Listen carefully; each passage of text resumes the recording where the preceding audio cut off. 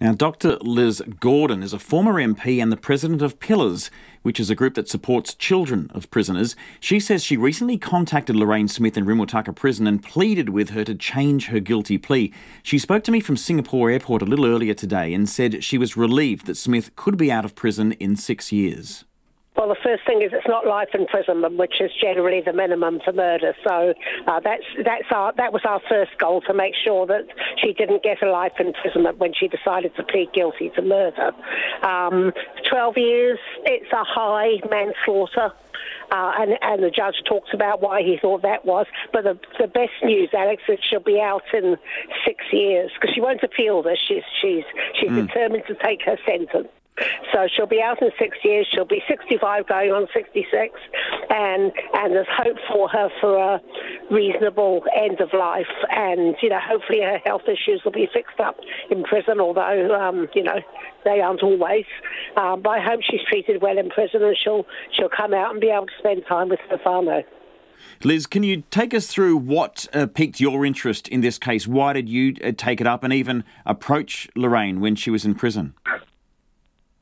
Oh, look, because the story was, as reported in the media, was just so horrific. This woman who basically given all her life to her children, then all her life to her grandchildren, and then in a moment snapped and killed Callis, and was still loved by her whānau, was determined to punish herself to the max by pleading guilty to murder, when it seemed to me that a lesser verdict could have come, something like manslaughter or involuntary homicide or something like that. So that was the first thing. She was determined to punish herself, and I and my women friends were equally determined that she shouldn't be allowed to punish herself to that extent. And so that's why we asked for a voice, and very kindly was given a good voice in the media.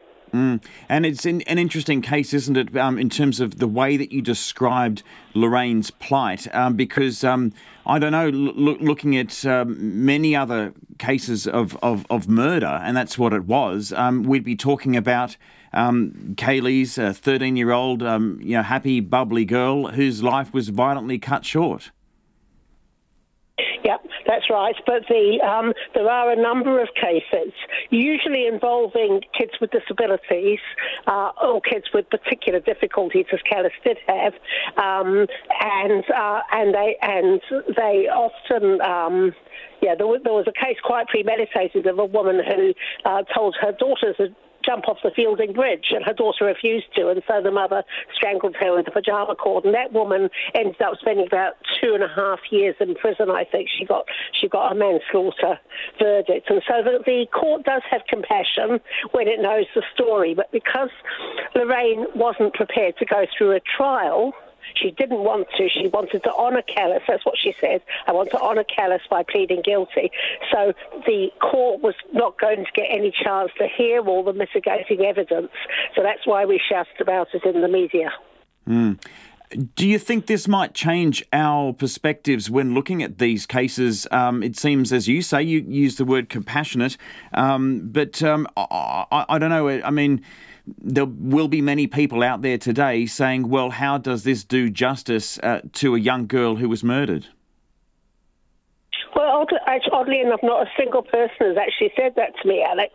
I've been involved in a murder trial myself recently where 2 meth addicts killed a third meth addict who happened to be my grandson, and you'll hear me rattle on for ages about the scourge of meth and so on and so forth, and those 2 both got 16 and 17 years sentences. So I'm not against, I'm not against in murder cases a reasonable sentence, but it seemed to me that she was much more on the manslaughter end than the murder end. The other moral question, there's a really interesting moral question is here. If somebody did something and feels so terrible about it that basically she's prepared to sacrifice the whole rest of her life to honour the person that she killed and to give up her own chance of a voice, is that the sort of person we want cluttering up our prisons for 15, 20 years or whatever.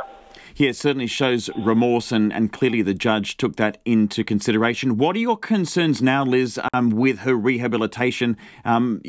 Prison, as you inferred a little earlier, may not be the best place for someone who's suffering from depression and anxiety, as she'll be there for at least 6 years. What are your concerns for her now?